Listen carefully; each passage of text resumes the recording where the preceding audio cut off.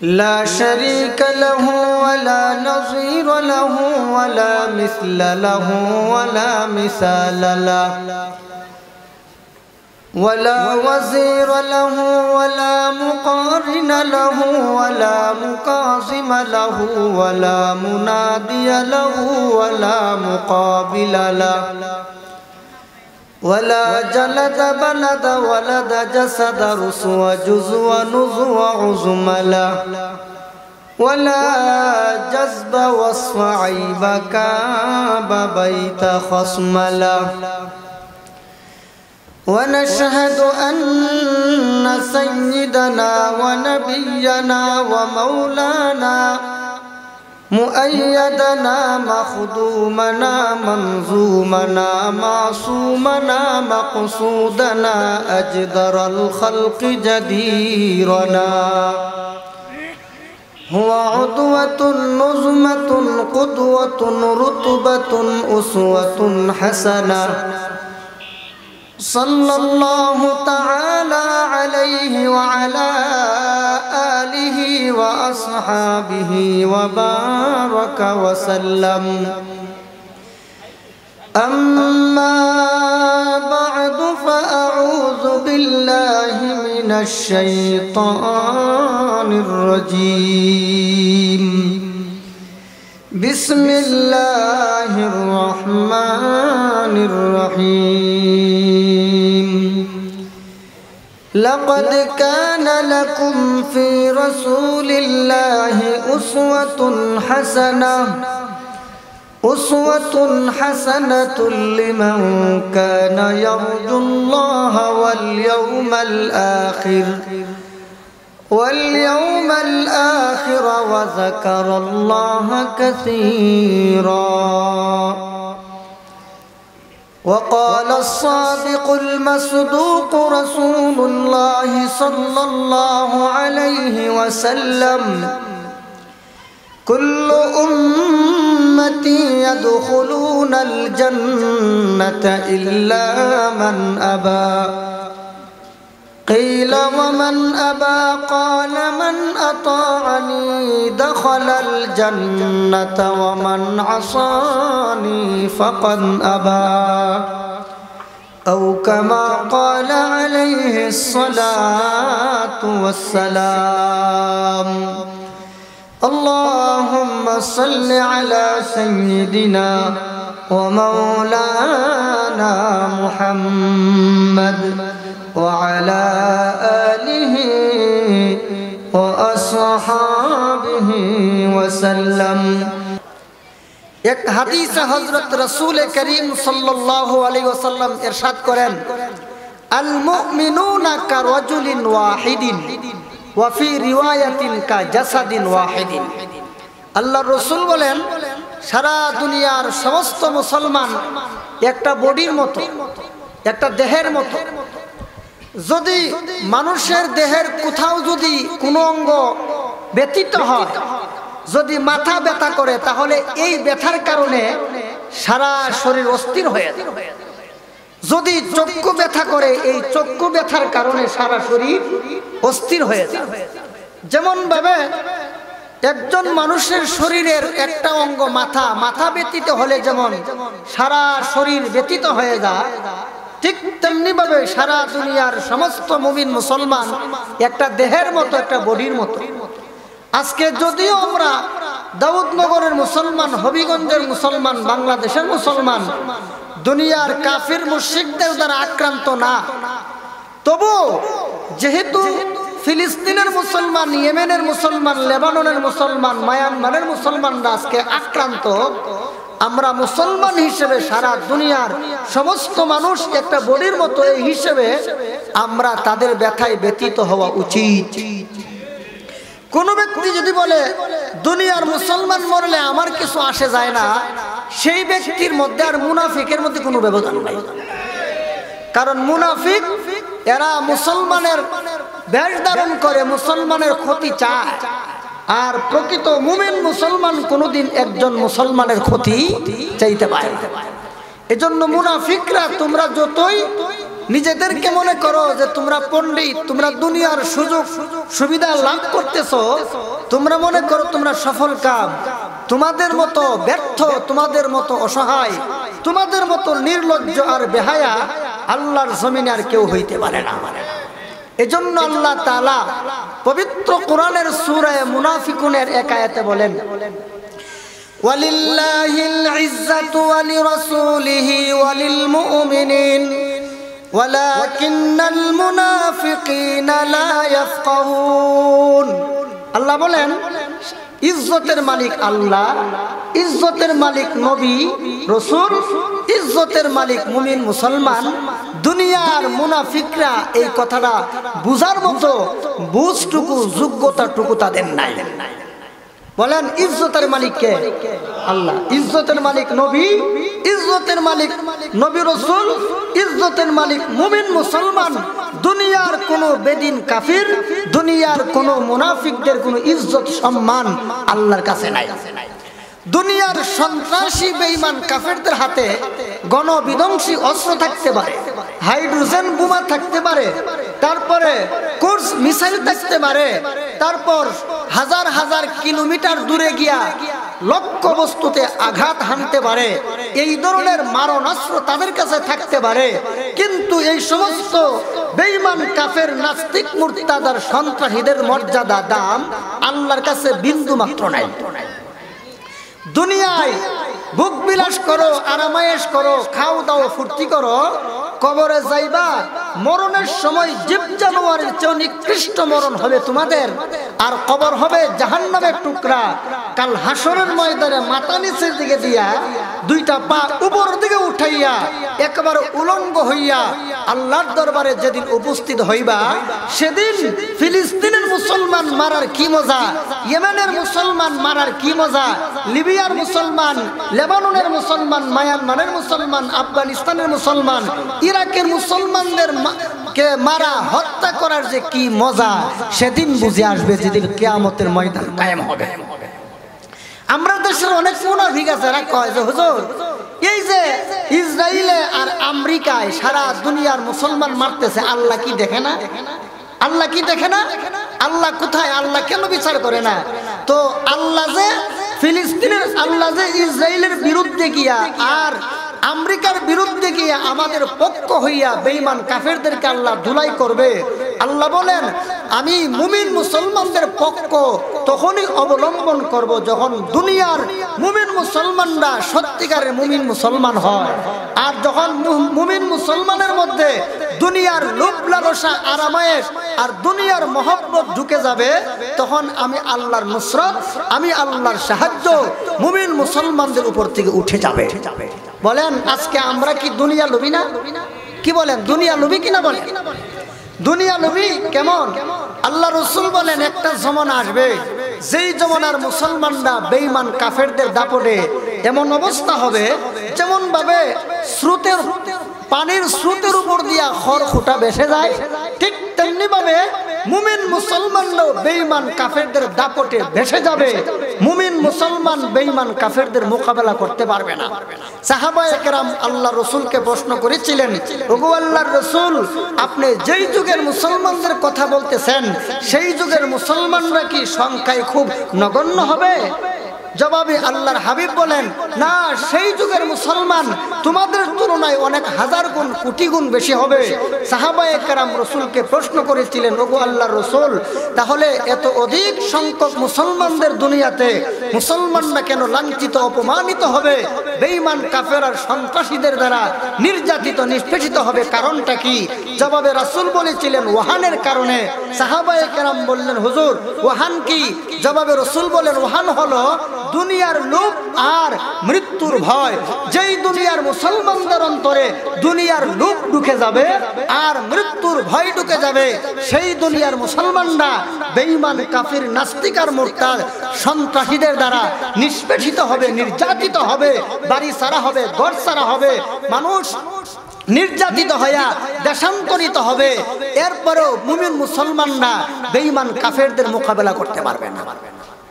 আচ্ছা বলেন আজকে যে আমরা মুসলমান, আমরা কি দুনিয়া লোভী কিনা? বলেন আর একটু জোরে বলেন, দুনিয়া লোভী মানে এত লোভী, অথচ আল্লাহ বলেন বাল তুসিরুনাল হায়াতাদ দুনিয়া ওয়াল আখিরাতু খায়রুন ওয়া আবকা। আল্লাহ বলেন দুনিয়ার জীবনটাকে তোমরা আখিরাতের জীবনের উপর প্রাধান্য দিচ্ছ না, অথচ ওয়াল আখিরাতু খায়রুন, অথচ পরকাল হলো শ্রেষ্ঠ, ওয়া আবকা এবং চিরস্থায়ী। পরকালীন জীবনটা হবে শ্রেষ্ঠ এবং চিরস্থায়ী, দুনিয়ার জীবনটা অনুত্তম এবং ক্ষণস্থায়ী। আমরা এত বোকা, আমরা ক্ষণস্থায়ী জীবনের ভোগ বিলাস আর আরামায়েশের পিছনে পইরা অনুত্তম দুনিয়ার পিছনে পড়ে আজকে চিরস্থায়ী জীবনের ভোগ বিলাস আরামায়েশ আর উত্তম জীবনের ভোগ বিলাস আর আরামায়েশকে আমরা ভুলে গেছি। জোরে কোন ঠিক কিনা? তো আজকে আমরা এমন একটা সময় উপনীত হয়েছি যে আমরা আজকে দুনিয়ার বেঈমান কাফেরদের অত্যাচার জুলুম নির্যাতনের শিকার। জোরে কোন ঠিক কিনা? ভাইয়ার আমার, শুধু তা না, আজকে আমরা বাংলাদেশের মুসলমানরা যদিও আরামায়েশ আছি, কিন্তু আমাদের বাংলাদেশের পার্শ্ববর্তী দেশ, আমাদের বন্ধু দেশ ভারত, সেই ভারত আমাদের দেশের প্রধানমন্ত্রী ছিলেন শেখ হাসিনা। উনার বিদায় ঘন্টা বাজার পরে ভারতের মাথা খারাপ হয়ে গেছে। আজকে ভারতের মিডিয়াগুলো থেকে আমাদের বিরুদ্ধে এত বিশুদ্ধার ছড়ানো হচ্ছে, এমন ভাবে আমাদের বাংলাদেশকে নিয়ে এত বাজে মন্তব্য করা হচ্ছে। ভারতের একটা বাংলা চ্যানেল রিপাবলিক বাংলা, দেখবেন রিপাবলিক বাংলা একটা চ্যানেল আছে, সেই চ্যানেলে 24 ঘন্টা বাংলাদেশের মুসলমান, বাংলাদেশের অভ্যন্তরীণ বিষয়ে মিথ্যাচার তারা রটাচ্ছে। আর 2 দিন আগের ঘটনা, গতকালকে সম্ভবত একটা নিউজ তারা দিল যে ওই রিপাবলিক বাংলা থেকে সারা দুনিয়াতে নাকি মুসলমানরা সন্ত্রাসবাদ চালাচ্ছে, সারা দুনিয়া নাকি ইসলামিক সন্ত্রাসবাদের শিকার। এই তো গতকালকের সংবাদ ভারতের রিপাবলিক বাংলা থেকে প্রচার করা হচ্ছে। আচ্ছা বলেন, দুনিয়ার মুসলমানরা কি সন্ত্রাসবাদ ছড়াচ্ছে না সন্ত্রাসবাদের শিকার? আপনারা কি আমার কথা বুঝেন না? আমরা কি সন্ত্রাসবাদ ছড়াইতেছি না আমরা নিজেরা সন্ত্রাসবাদের শিকার? আমরা শিকার। একটা ঘটনা বলি, ঘটনা হইল নানি আর নাতিন এক গ্রামে বেড়াইতে যাবে। তো রাস্তার মধ্যে একটা নদী, এই নদী পার হওয়ার জন্য নৌকা লাগে, মাঝি লাগে। তো তারা যখন পার হবে, নদী পার হয়ে আরেকটা গ্রামে যাবে, যখন দেখলো নদীর মধ্যে গিয়া দেখে কোনো নৌকাও নাই, মাঝিও নাই। এখন তারা এই নদী পার হবে কিভাবে? তখন তাদের পিছন দিক থেকে এক বদমাশ তাদেরকে ফলো করলো। ফলো করতে করতে তাদের কাছে আইসা জিজ্ঞেস করলো, ও বুড়িমা, আপনারা কোথায় যাবেন? তখন ওই নানি বলে যে আমরা ওই যে গ্রামটা দেখা যায় ওই গ্রামে যাব, তবে সমস্যা হলো এখানে কোনো নৌকাও নাই, মাঝিও নাই, আমরা এই নদী পার হব কিভাবে? তখন ওই বদমাইশ বলে, আচ্ছা আপনি কে আর আপনার সাথে যে মেয়েটা কে? তখন ওই বুড়িমা জবাব দিল, আমি হইলাম মেয়ের নানি আর মেয়ে হলো আমার নাতিন, আমরা হইলাম নানি আর নাতিন। তখন এই বদমাইশ সে একটা চক্রান্ত করলো আর মনে মনে ভাবলো এই সুযোগটুকু হাতছাড়া করা যায় না। তখন এই লম্পটে বলল কি যে নানি, আপনি টেনশন করবেন না, আমি আপনাদেরকে কাঁধে করে সাতরাইয়া ওই পারে দিয়ে আসবো, আপনি টেনশন করেন। তখন নানি খুশি হয়ে বলে, ভাই এই জমানায় এত ভালো মানুষ পাওয়া যায়, আচ্ছা ভাই তোমার নামটা কি বলো তো?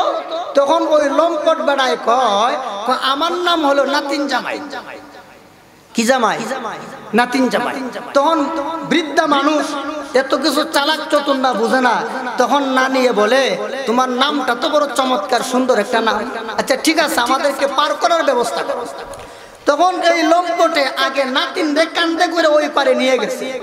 নিয়ে যাওয়ার পরে নাতিনের হাত ধরে দৌড় শুরু করছে।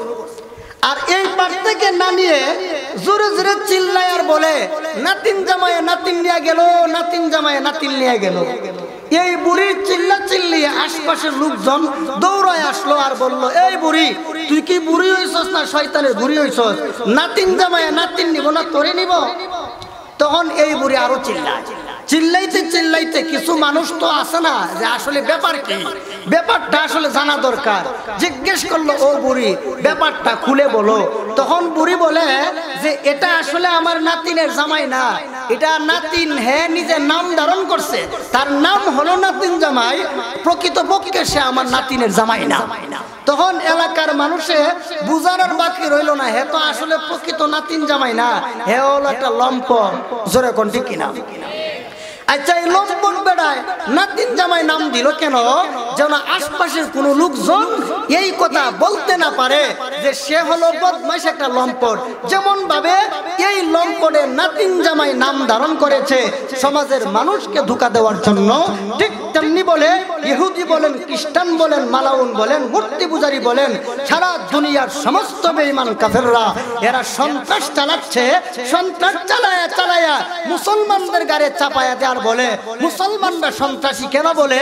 দুনিয়ার মানুষ যেন বুঝতে না পারে আসলে ইহুদি খ্রিস্টান বেঈমান কাফেররা আসল সন্ত্রাসী, এটা যেন মানুষে বুঝতে না পারে। এই জন্য বেঈমান কাফেররা মুসলমানদের বিরুদ্ধে সর্বদাই মুসলমানদের বিরুদ্ধে প্রোপাগান্ডা এবং মিথ্যাচার করে যাচ্ছে, আর সন্ত্রাসবাদের এই রকমের অপবাদ মুসলমানদের উপর দিয়ে যাচ্ছে। জোরে কোন ঠিক কিনা? নাতিন জামাইয়ের যেই অবস্থা, এই সমস্ত সন্ত্রাসীদের সেই অবস্থা। এই সন্ত্রাসীরা সন্ত্রাস চালায় আর মুসলমানদের উপর নাম দেয়। আজকে যদি দুনিয়ার মুসলমানরা ঐক্যবদ্ধ থাকতো, বিচ্ছিন্ন হয়ে না যাইতো, তাহলে দুনিয়ার ইহুদি খ্রিস্টান আজকে ইসরায়েল নামক জারজ রাষ্ট্ররা প্রস্রাব করে দিলে মুসলমানরা, মুসলমানদের প্রস্রাবের স্রোতে এই ইহুদি রাষ্ট্রটা ভেসে যাইতো। আজকে দেখেন সৌদি আরব বলেন, কুয়েত বলেন, কাতার বলেন, এত ধনী ধনী রাষ্ট্র, আর মিশর বলেন, এরা বেঈমান কাফেরদের পা চাটে। এই জন্য আজকে বেঈমান কাফেররা মুসলমানদেরকে নির্যাতন করে। যাই হোক, আমরা এমন একটা সময়ে আজকে উপনীত হয়েছি যে আজকে মুসলমানরা নির্যাতিত।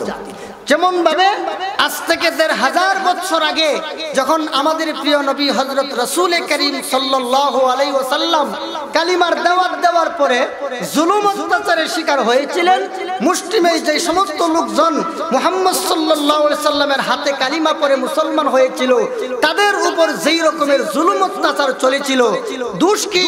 মুসলমানদের কি দোষ ছিল? রাসূলের কি দোষ ছিল? আর কোনো দোষ ছিল না। দোষ একটাই, তিনি কেন লা ইলাহা ইল্লাল্লাহ এই কালিমার দাওয়াত দেন। এই দোষের কারণেই মুহাম্মদ সাল্লাল্লাহু আলাইহি সাল্লামের উপর জুলুম করা হতো, সাহাবায়ে কেরামের উপর জুলুম করা হতো। আজকে দেখেন, ইহুদিরা মুসলমানদের শত্রু, খ্রিস্টানরা মুসলমানের শত্রু, আর মুশরিকরা মুসলমানের শত্রু। কেন? কারণ কি? আমরা কি তাদের গরম ভাতে পানি দিছি? নাকি তাদের ক্ষেতের সাথে আমাদের ক্ষেত নিয়ে দলাদলি, জায়গা নিয়ে দলাদলি? না, আর কোনো দোষ নাই। দোষ একটাই, আমরা কেন লা ইলাহা ইল্লাল্লাহ এই কালিমা বিশ্বাস করেছি। আমরা কেন আল্লাহকে লা শরীক মানলাম। আমরা কেন মুহাম্মদ সাল্লাল্লাহু আলাইহি সাল্লামকে নবী হিসেবে স্বীকৃতি দিলাম। এই জন্য দুনিয়ার বেঈমান কাফেররা আমাদের চির দুশমন হয়ে গেছে। ইহুদিরা মনে মনে ভাবতো যে মুহাম্মদ সাল্লাল্লাহু আলাইহি সাল্লাম তো তাদের গোষ্ঠীতে আসবে। তারা ভেবেছিল বনি ইসরাইলে আসবে। যখন দেখলো মুহাম্মদ সাল্লাল্লাহু আলাইহি সাল্লাম বনি ইসরাইলে আসলো না, আসলো বনি ইসমাইল আলাইহিস সালামের বংশে আসলো।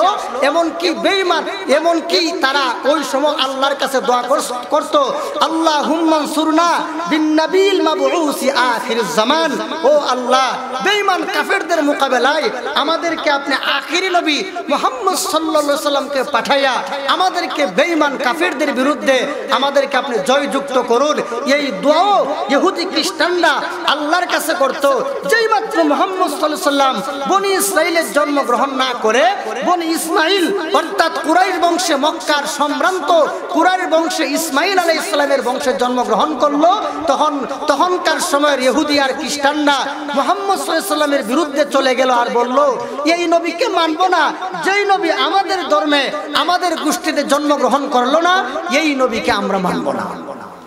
এবার বুঝতে পারছেন কেন আমরা তাদের শত্রু? ইহুদি খ্রিস্টান কেন আমাদের শত্রু? আমরা কেন তাদের শত্রু? কারণ হলো তারা ভেবেছিল মুহাম্মদ সাল্লাল্লাহু আলাইহি সাল্লাম তাদের গোষ্ঠীতে আসবে। যখন দেখলো যে না, আমাদের গোষ্ঠীতে তো আসলো না, সুতরাং এই নবীকে আর মানতে পারবো না। আল্লাহ বলেন ওয়ালান তারদা আনকাল ইয়াহুদু ওয়ালান নাসারা হাত্তা তাত্তাবিআ মিল্লাতাহুম। আল্লাহ বলেন হে রাসূল আপনি ততদিন পর্যন্ত ইহুদি আর খ্রিস্টানদেরকে সন্তুষ্ট করতে পারবেন না যতদিন পর্যন্ত আপনি তাদের ধর্ম গ্রহণ না করবেন। তাহলে ইহুদি আর খ্রিস্টান তাদের ধর্ম যদি আমরা গ্রহণ করে নেই তাহলে এরা আমাদের আপন হবে, আর আমরা যদি তাদের ধর্ম গ্রহণ না করি তাহলে আমরা তাদের আপন হব না। কিন্তু আমাদের গলায় যদি রশি দেওয়া হয়, আমাদেরকে যদি ফাঁসি দেওয়া হয়, তবুও আমরা ইহুদি খ্রিস্টানের ধর্ম গ্রহণ করব না। আমরা লা ইলাহা ইল্লাল্লাহু মুহাম্মাদুর রাসূলুল্লাহ এই যেহেতু আমরা গলায় পরেছি, এই মালা নিয়ে আমরা মৃত্যুবরণ করব, এই মালা নিয়ে কাল হাসরের ময়দানে আল্লাহর দরবারে আমরা উপস্থিত হব। সম্মানিত হাজিরিন, তো আজকে আমরা বেঈমান কাফেরদের দ্বারা নির্যাতিত, শুধু আমরা না, সর্বযুগেই মুসলমানরা বেঈমান কাফেরদের হাতে নির্যাতিত ছিল, নিষ্পেষিত ছিল। সাহাবায়ে কেরাম আল্লাহ রাসূলের কাছে এসে বলতেন যে হুজুর আর কত আর কত, আল্লাহর সাহায্য কি আসবে না?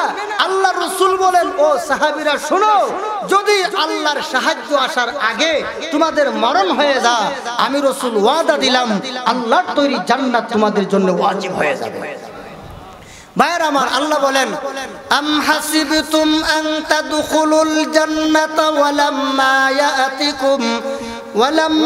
ইয়াতিকুম মাসালুল লাযীনা খালাউ মিন ক্বাবলিকুম মাসাতুহুমুল বাসাউ ওয়াদ-দাররাউ ওয়া যুলজিলু হাত্তা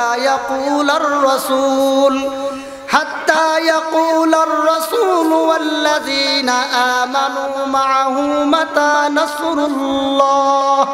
আল্লাহ বলেন ও ঈমানদাররা, তোমরা কি মনে করো এত সহজেই জান্নাতে চলে যাবে? অথচ তোমাদের উপর তো এখনো ওই সময় আসে নাই।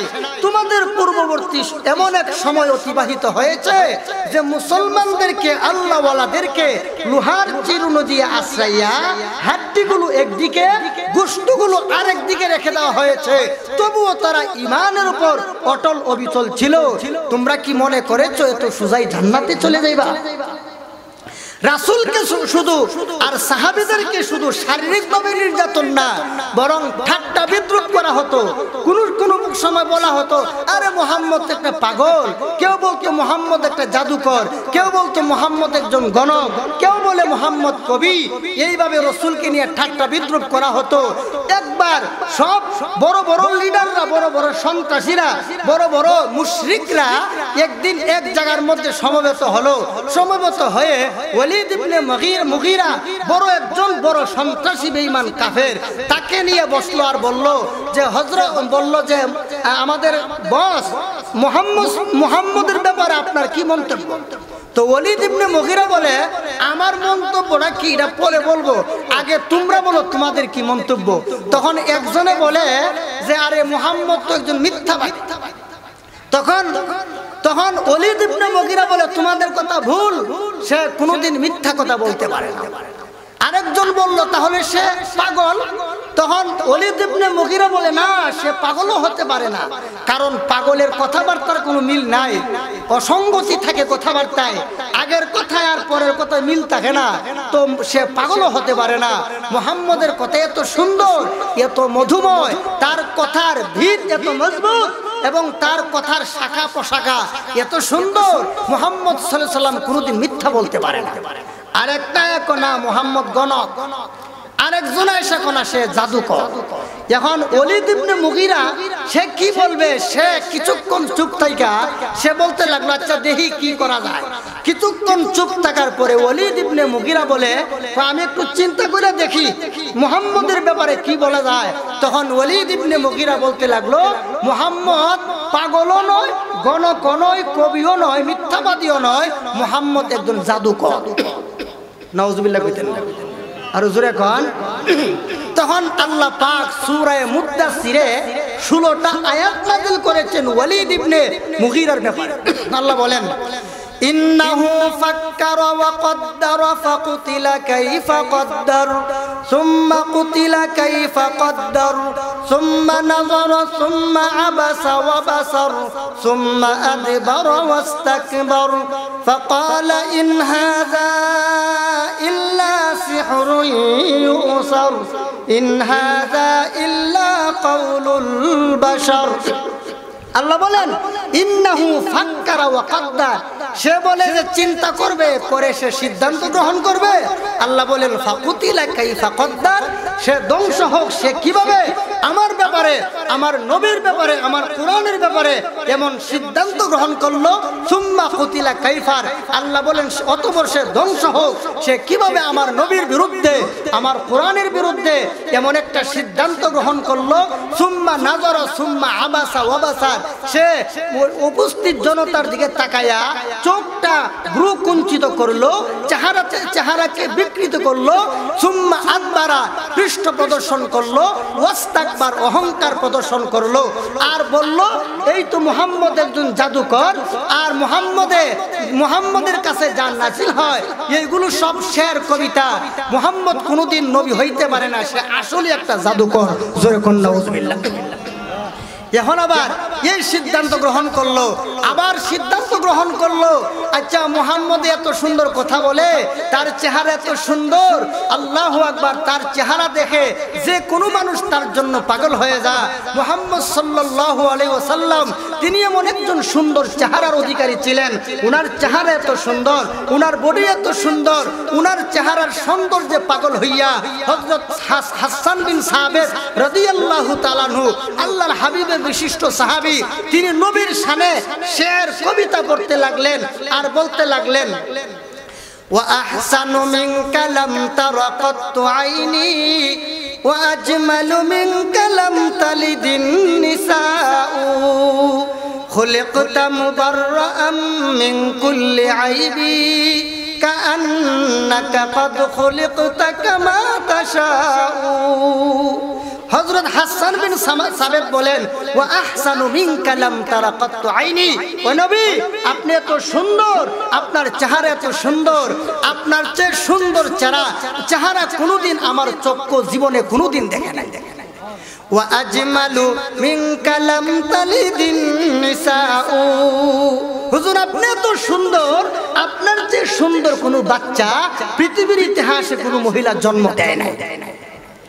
খুলিকতা মুবাররাআম মিন কুল্লি আইবি। হাসান বিন সাবিত বলেন হুজুর আপনি এমন ভাবে দুনিয়াতে জন্মগ্রহণ করে আসছেন, আপনার দোষ ধরার মতো, ত্রুটি ধরার মতো কিচ্ছু আপনার মধ্যে নাই। কাআন্নাকা খুলিকতা কামা তাশাউ, মনে হয় যেন আপনি আল্লাহর কাছে যেভাবে চেয়েছিলেন আল্লাহ আপনাকে সেইভাবে সৃষ্টি করেছেন। একটু সুবহানাল্লাহ কইতেন না? আপনারা ওই সুপারস্টার বড় বড় নায়ক নায়িকা দেখে পাগল হয়ে যান, কি সুন্দর, আর নবীর শানে এত সুন্দর কবিতা শুনলেন, এটা শুননা সুবহানাল্লাহ কইতে মন চায় না। আসলে আমরা এমনি কই নবীরে ভালোবাসি, মহব্বত করি, আসলে কিন্তু নবীর প্রেম দাবি করি, কিন্তু আমাদের নবীর প্রেমটাকে জাগ্রত করার মতন মন মানসিকতা আমাদের মধ্যে নাই। জোরে কোন ঠিক কিনা? মুহাম্মাদুন আশরাফুল আ'রাবি ওয়াল আজামি মুহাম্মাদুন খায়রু মান ইয়ামশি আলা কদামি। মুহাম্মদ সাল্লাল্লাহু আলাইহি ওয়াসাল্লাম উনি এমন এক মহান ব্যক্তি, উনি আরবে বলেন আর আজমে বলেন, আরবে এবং অনারবে অর্থাৎ আল্লাহর সৃষ্টিগুলির মধ্যে উনি হলেন সর্বশ্রেষ্ঠ। জোরে কোন সুবহানাল্লাহ। মুহাম্মাদুন আশরাফুল আ'রাবি ওয়াল আজামি মুহাম্মাদুন খায়রু মান ইয়ামশি আলা কদামি। আর জগতে যত মানুষ পায়ের উপর ভর দিয়া চলে, এর মধ্যে মুহাম্মদ সাল্লাল্লাহু আলাইহি ওয়াসাল্লামের মতো শ্রেষ্ঠ আর উত্তম কোনো ব্যক্তি হইতে পারে না। মুহাম্মাদুন বাসিতুল মা'রুফি জামিউহু মুহাম্মাদুন সাহিবুল ইহসানি ওয়াল কারামি। মুহাম্মদ সাল্লাল্লাহু আলাইহি ওয়াসাল্লাম তিনি এমন একজন মহান ব্যক্তি, আল্লাহু আকবার, তিনি হলেন ইহসান, উনার মতো ইহসানওয়ালা, উনার মতো দয়ালু আল্লাহর সৃষ্টি জগতে আল্লাহর পরে নবী মুহাম্মদ সাল্লাল্লাহু আলাইহি ওয়াসাল্লামের মতো দয়ালু আল্লাহর সৃষ্টি জগতের মধ্যে আর কেউ নাই। মুহাম্মাদুন তাজু রাসূলিল্লাহি কাতিবাতান, মুহাম্মাদুন সাদিকুল আকওয়ালি ওয়াল কালিমি। আর মুহাম্মদ সাল্লাল্লাহু আলাইহি ওয়াসাল্লামের মতো সত্যবাদী, মুহাম্মদ সাল্লাল্লাহু আলাইহি ওয়াসাল্লামের মতো সত্যবাদী আর জমিনে কেউ হইতে পারে না। জোরে কোন ঠিক কিনা? মুহাম্মাদুন সাবিতুল মিসাফি হাফিজুহু, মুহাম্মাদুন তাইয়িবুল আখলাকি ওয়াশশিয়ামি। মুহাম্মদ সাল্লাল্লাহু আলাইহি ওয়াসাল্লাম উনি এমন একজন ব্যক্তি, আল্লাহু আকবার, যত ভালো গুণ, যত উত্তম উত্তম চরিত্র, ভালো ভালো চরিত্র, ওই ভালো ভালো চরিত্রের অধিকারী ছিলেন মুহাম্মদ সাল্লাল্লাহু আলাইহি ওয়াসাল্লাম। সুতরাং আল্লাহর হাবিব তিনি এত সুন্দর, উনার চেহারা এত সুন্দর, যে কোনো মানুষ উনার কথার প্রেমে পড়ে যায়, উনার চেহারার সামনে মুগ্ধ হয়ে যায়। বেঈমান কাফেররা চিন্তা করলো, কয়ও আমরা যে এত হাসি ঠাট্টা করি আর মুহাম্মদের বদনাম করি, সামনে তো হজের সিজন আসতেছে, যদি বহিরাগত রাইসা মুহাম্মদ সাল্লাল্লাহু আলাইহি ওয়াসাল্লামের কথা শুনে আর উনার সুন্দর চেহারা দেখে, তাহলে তো বহিরাগতরা মুহাম্মদের প্রেমে পড়ে যাবে, উনার চেহারার সৌন্দর্যে মুগ্ধ হয়ে যাবে, উনার কথার মুগ্ধ হয়ে কালিমা পড়ে মুসলমান হয়ে যাবে।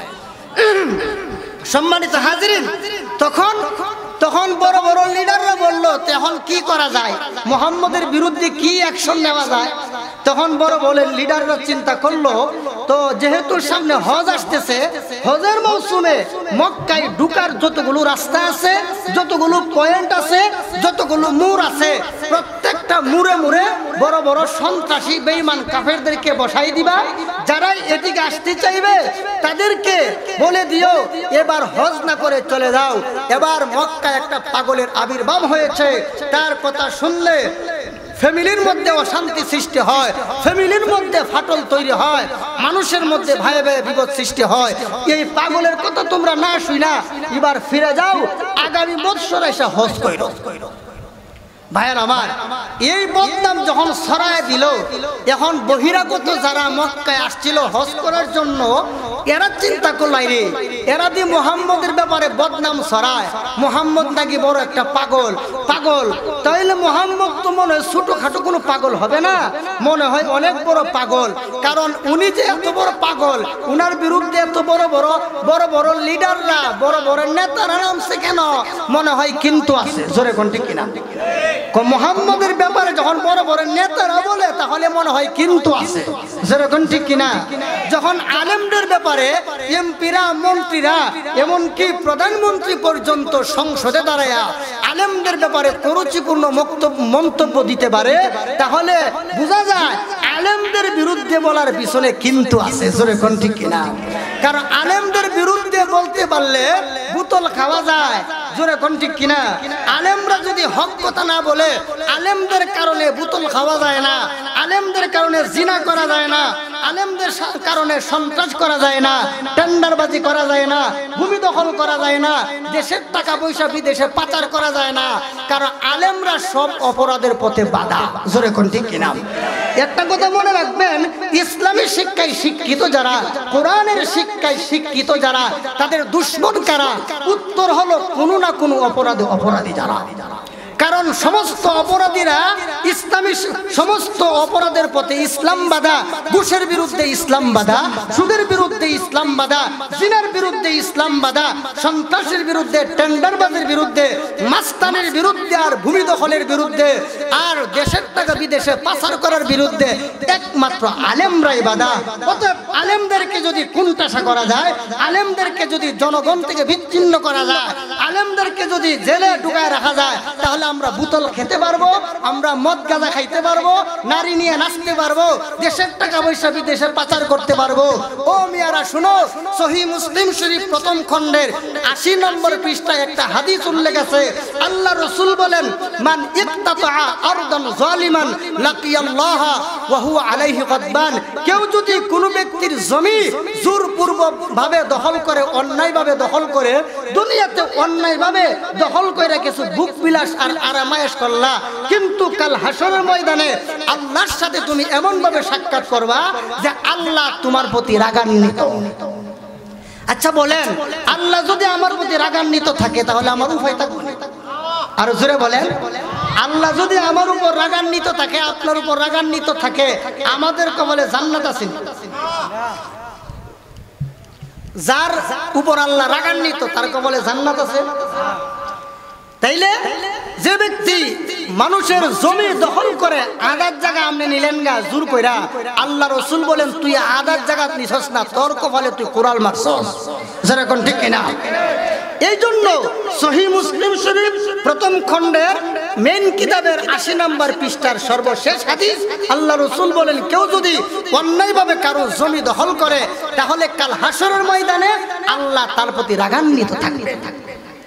সম্মানিত হাজিরিন, এজন্য মক্কার বেঈমান কাফেররা নবীর বিরুদ্ধে, এখন বহিরাগতরা বলে আচ্ছা মুহাম্মদের বিরুদ্ধে যে তারা, মুহাম্মদ তো মনে হয় ছোট কোনো পাগল না, মনে হয় ও অনেক বড় কোনো পাগল হবে, আর না হয় বড় বড় নেতারা নামছে কেন, মনে হয় কিন্তু আছে। জোরে কোন ঠিক কিনা? মায়ের আমার বহিরাগতরা বড় বড় বেঈমান কাফেরদের কথা ডিঙ্গাইয়া মক্কাতুল মুকাররমায় প্রবেশ করলো। মক্কাতুল মুকাররমায় প্রবেশ করে তাকায়া দেখে যেই লোকটার বিরুদ্ধে তারা বিশুদ্ধার ছড়াইছিল, যেই লোকটার বিরুদ্ধে বলেছিল মুহাম্মদ পাগল, যেই লোকটার বিরুদ্ধে তারা অপবাদ রটিয়েছিল, এই লোকের চেহারার দিকে তাকায়া দেখে এই লোক কোনোদিন পাগল হতে পারে না, এই লোকের চেহারাই কোনোদিন প্রমাণ করে না তিনি যে একজন পাগল। আবার তিনি এমন হিকমতপূর্ণ কথাবার্তা, এত সুন্দর কথাবার্তা বলেন যেই কথাবার্তা দুনিয়ার কোনো পাগল বলতে পারে না, এত সুন্দর কথা দুনিয়ার কবি সাহিত্যিকরা জ্ঞানীরাও বলতে পারে না। ভাইরা আমার, ওই বহিরাগতরা আল্লাহর হাবিবের কাছে গিয়া বলেন, ইয়া রাসূলুল্লাহ, ইয়া হাবিবাল্লাহ, ওগো আল্লাহর নবী, বেঈমান কাফেররা বলেছিল আপনি নাকি পাগল, আপনার চেহারাই তো পাগলের কোনো চিহ্ন নাই। পাগলের চেহারা এমন, তাদের দাড়ি লম্বা, মুছ লম্বা, মাথার চুলো লম্বা, সালার চট পরে, এদের চেহারা চোখ দেখলেই মনে হয় সে একটা পাগল। জোরে কোন ঠিক কিনা? হুজুর, মক্কার বেঈমান কাফেররা বলেছিল আপনি পাগল, কিন্তু আপনার চেহারাই প্রমাণ করে আপনি পাগল না।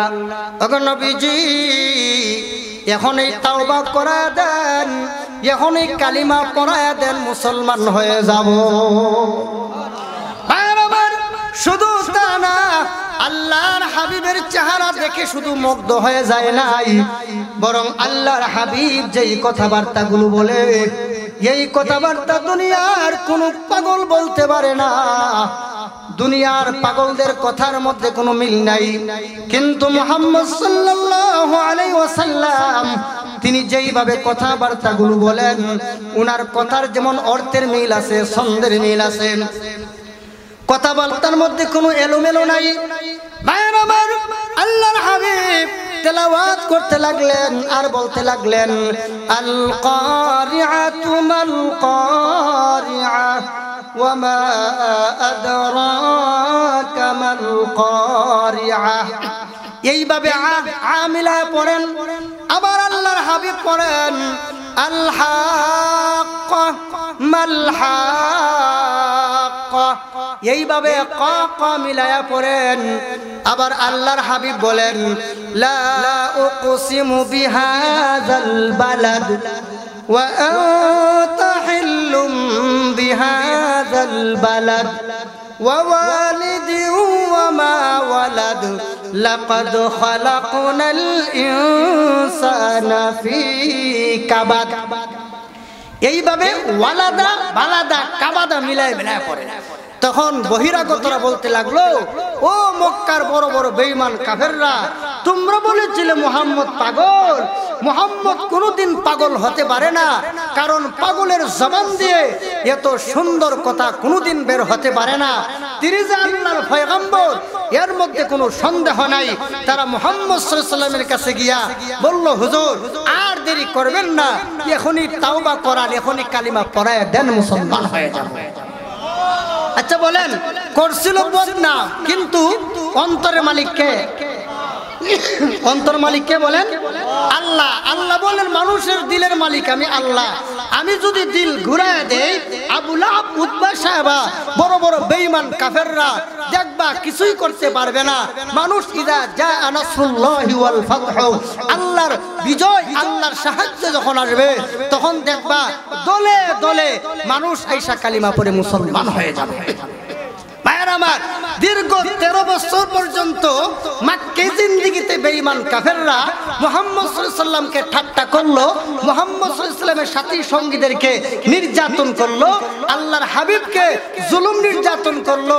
ভাইয়ের আমার, শুধু তা না, শেষ পর্যন্ত আল্লাহর সিদ্ধান্ত হলো, ও নবী, আপনি যদি মক্কায় থাকেন তাহলে আমার যে উদ্দেশ্য, সেই উদ্দেশ্য পুরা হবে না। আল্লাহর উদ্দেশ্য হলো, হে রাসূল, আপনার মাধ্যমে আমি দুনিয়ার মানুষকে একটা শান্তিপ্রিয় দুনিয়া উপহার দেব, আর দুনিয়ার মানুষকে জাহান্নাম থেকে মুক্তির ফয়সালা করব, জান্নাতে যাওয়ার ব্যবস্থা করব, জাহান্নাম থেকে মুক্তির ফয়সালা করব আপনার মাধ্যমে। এখন যদি আপনি মক্কায় থাকেন, উদ্দেশ্য পুরা হবে না, তাই আপনি মক্কা থেকে মদিনায় হিজরত করে চলে যান। আল্লাহর নির্দেশে যে হুজুর এখন আর মক্কায় থাকলে হবে না, এখন নরম নরম কথা বললে আর হবে না, ফাখুযুহুম ওয়াকতুলুহুম হাইসু ওয়াজাদতুমুহুম ফাদরিবু ফাওকাল আনাক।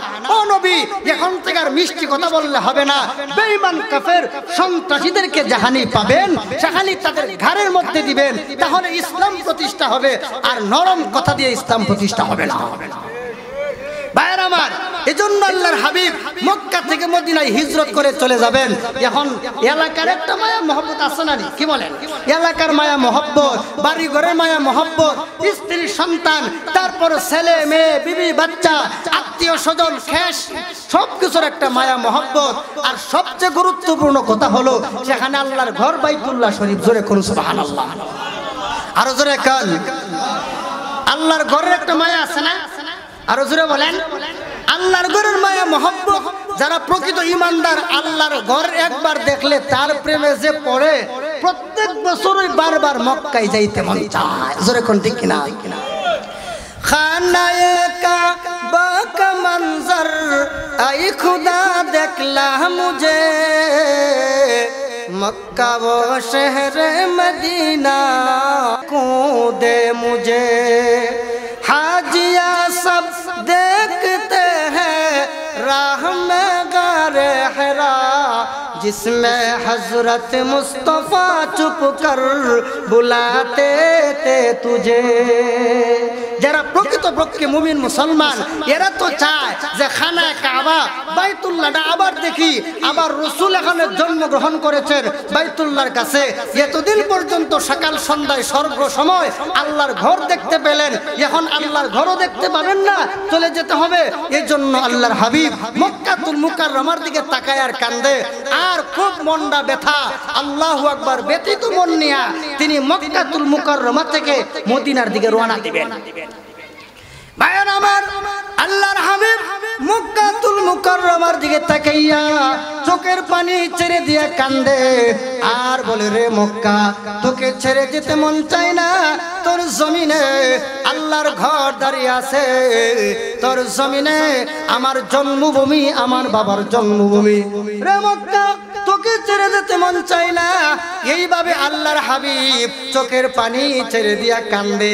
এমনি আল্লাহ রাব্বুল আলামিন হযরত জিবরিলকে পাঠিয়ে দিলেন। জিবরিল এসে আল্লাহর হাবিবের কাছে বলেন, ইয়া রাসূলুল্লাহ, ইয়া হাবিবাল্লাহ, ওগো নবীজি, আপনি আপাতত মদিনায় যান, আমি আল্লাহ রাব্বুল আলামিন আবারও আপনাকে মক্কাতুল মুকাররমায় ফিরায়া আনবো। হুজুর এখন যান, আবার মক্কায় আসবেন, মক্কার শাসন ক্ষমতা আপনার হাতে আসবে, আপনি টেনশন করবেন, আপনি মদিনায় যান। এই মক্কাতুল মুকাররমায় আবারও ফিরে আনবেন, কারণ এই মক্কার শাসন ক্ষমতা হুজুর আপনার হাতে ন্যস্ত হবে। এখন কিছুদিন সহ্য করেন, আর ভারাক্রান্ত মন নিয়ে যান। আপনি চিন্তা করবেন না, টেনশন করবেন না, আপনার প্রত্যেকটা চোখের পানির বদলা অচিরেই পেয়ে যাবেন। জোরে কোন সুবহানাল্লাহ।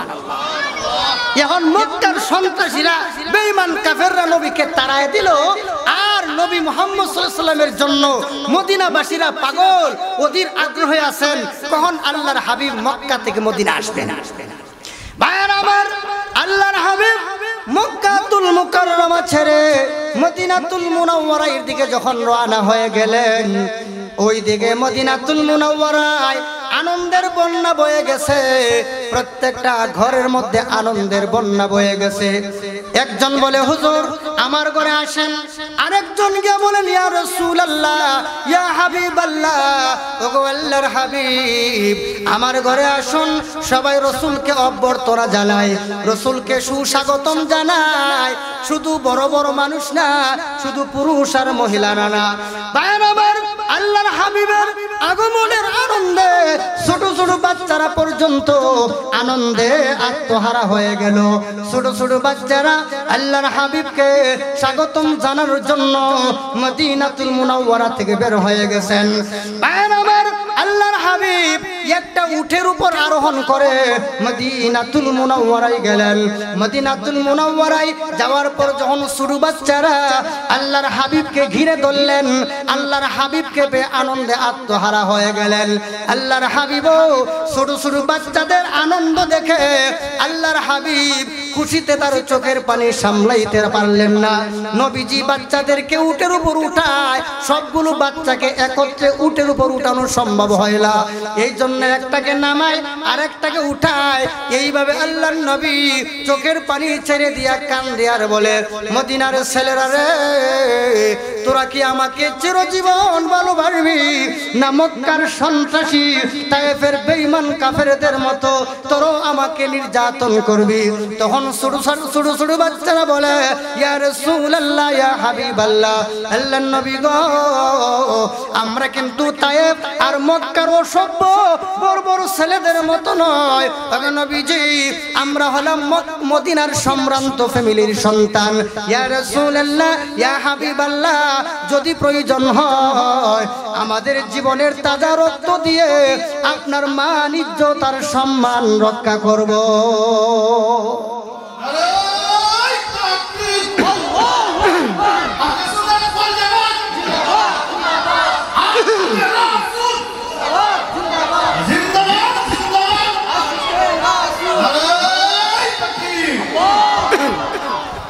রসুলের জন্য এত পাগল, কারণ রসুলের জন্য পাগল হবে না তো কার জন্য হবে? জোরে কোন ঠিক কিনা?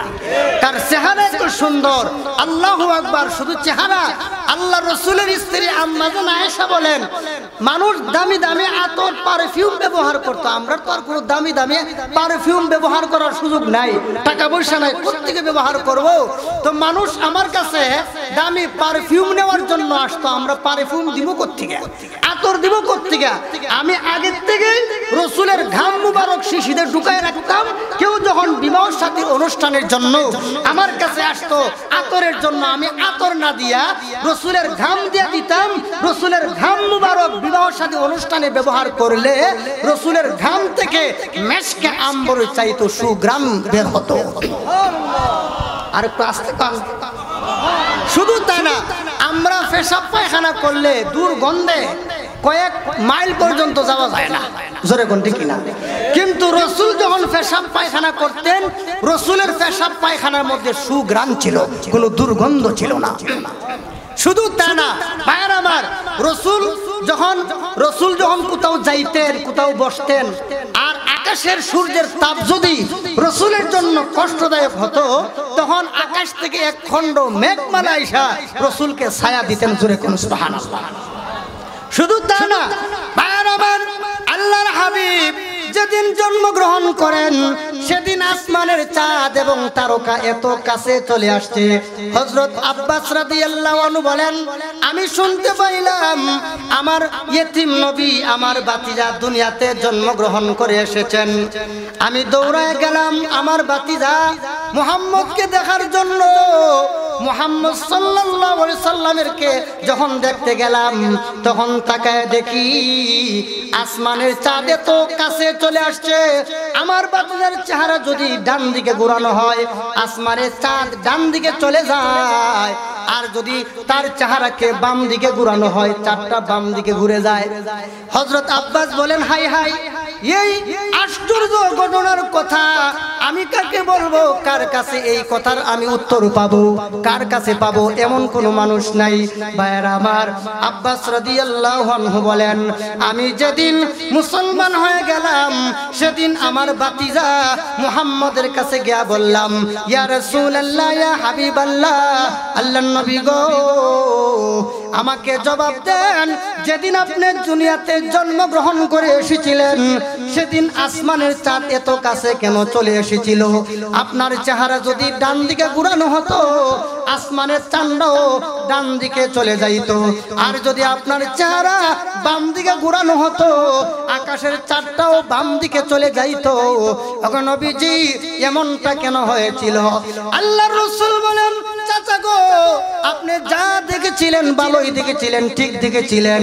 আসমানের চাঁদ এসেছিল আমি বিশ্ব নবীকে আনন্দ দেওয়ার জন্য, অন্যান্য বাচ্চাদের মতো যেন আমি না কান্দি, আমাকে আনন্দ দেওয়ার জন্য মহান আল্লাহ আসমান থেকে চাঁদ পাঠায়া দিয়াছিল।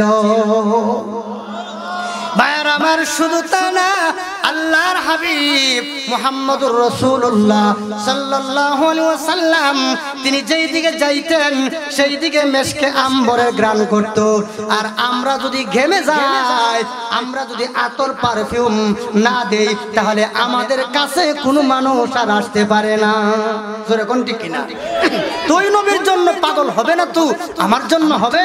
এই জন্যই তো হযরত হাসান বিন সাবিত বলেন, ওয়া আহসানু মিনকা লাম তারাকাতু আইনি ওয়া আজমালু মিনকা লাম তালিদিন নিসাউ খুলিকতা মুবাররাআম মিন কুল্লি আইবি কাআন্নাকা কাদ খুলিকতা কামা তাশাউ। ও নবী, আপনি এত সুন্দর, আপনার এত সুন্দর, আপনার মতো সুন্দর এই চক্ষু আর কোনোদিন দেখে নাই। ওয়া আজমালু মিনকা লাম তালিদিন নিসাউ, আর আপনি এত সুন্দর, আপনার মতো সুন্দর কোনো বাচ্চা দুনিয়ার কোনো মহিলা জন্ম দেয় নাই। জোরে কোন সুবহানাল্লাহ।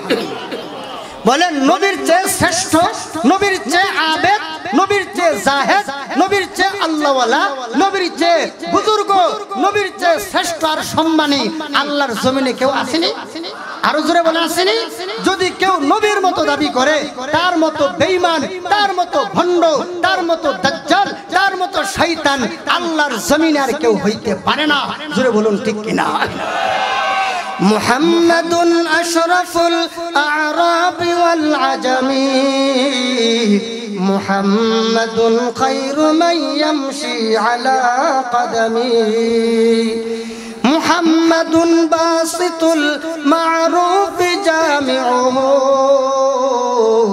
মুহাম্মাদুন সাহিবুল ইহসানি ওয়াল কারামি, মুহাম্মাদুন তাজু রাসূলিল্লাহি কাতিবাতান, মুহাম্মাদুন সাদিকুল আকওয়ালি ওয়াল কালিমি, মুহাম্মাদুন সাবিতুল মিসাকি হাফিজুহু,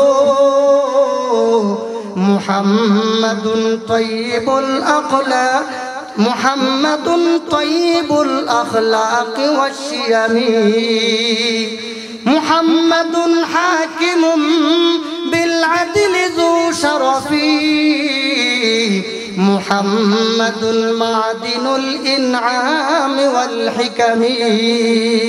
জোরে কোন সুবহানাল্লাহ। কারণ নবীর মতো শ্রেষ্ঠ, নবীর মতো মর্যাদাবান আল্লাহর জমিন আর কেউ হইতে পারে না। ভাইয়ের আমার, রাসূল যখন মক্কা থেকে মদিনায় চলে গেলেন, মদিনায় যাওয়ার পরে আবু জাহাল, উতবা সাহেবা, বড় বড় বেঈমান কাফেররা বলতে লাগলো, মুহাম্মদ তুমি মদিনায় গিয়ে আমাদের বিরুদ্ধে দল পাকাইতেছো তাই না? মদিনায় তোমাকে শান্তিতে আর তোমাকে থাকতে দেওয়া যাবে না। আল্লাহ কো নবী গো, এরা দিয়ে আপনার মক্কা থেকে হুমকি দেয়, তাহলে আপনিও এবার প্রস্তুতি গ্রহণ করেন। আল্লাহ বলেন, ইয়া আইয়ুহান নাবিয়্যু হাররিদিল মুমিনিনা আলাল কিতাল। ও নবী, মক্কার বেঈমান কাফেরদেরকে, সন্ত্রাসীদেরকে দমন করার জন্য, পৃথিবীতে শান্তি শৃঙ্খলা প্রতিষ্ঠা করার জন্য, সন্ত্রাস নির্মূল করার জন্য আপনি এখন থেকে সেনাবাহিনী প্রস্তুত করুন। সন্ত্রাস নির্মূল করতে হবে, শান্তিময় পৃথিবী আপনাকে উপহার দিতে হবে। জোরে কোন সুবহানাল্লাহ।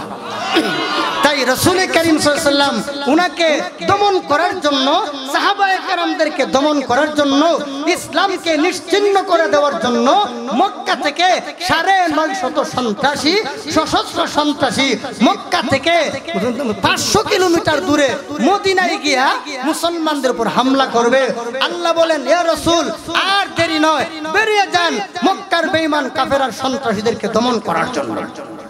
ভাইয়ের আমার, যুদ্ধের মাঠ কায়েম হয়ে গেল, আর কাফেররা আইসা এমন একটা জায়গার মধ্যে জায়গা করে নিল, যেই জায়গাটা খুব ভালো, পানির খুব সুবিধা, চলাফেরা করতে খুব ভালো। পক্ষান্তরে মুসলমানরা এমন একটা জায়গা পেল যেখানে চলাফেরা করা যায় না, বালি পা নিচে চলে যায়, পানিও নাই। আল্লাহ তাআলা বৃষ্টি নাজিল করে মুসলমানদের বালিকে আল্লাহ তাআলা বসাই দিলেন, পানির ব্যবস্থা করে দিলেন, আর ওই দিকে বেঈমান কাফেরদের তাবুগুলোকে লন্ডভন্ড করে দিলেন। জোরে কোন সুবহানাল্লাহ। ভাইয়ের আমার, শুধু তাই না, যুদ্ধ যখন শুরু হয়ে যাবে তখনকার সময় নিয়ম ছিল তিনজন করে দেওয়া হবে। মুসলমানদের পক্ষ থেকে ৩ জন, বেঈমান কাফেরদের পক্ষ থেকে দেওয়া হবে ৩ জন। মুসলমানদের পক্ষ থেকে আনসারী ৩ জন সাহাবীকে দেওয়া হলো। তখন মক্কার সন্ত্রাসীরা বলে, ও মুহাম্মদ, ও মুসলমানেরা, এই সমস্ত কৃষক শ্রেণীর লোকদের সাথে আমরা যুদ্ধ করব? ছি ছি।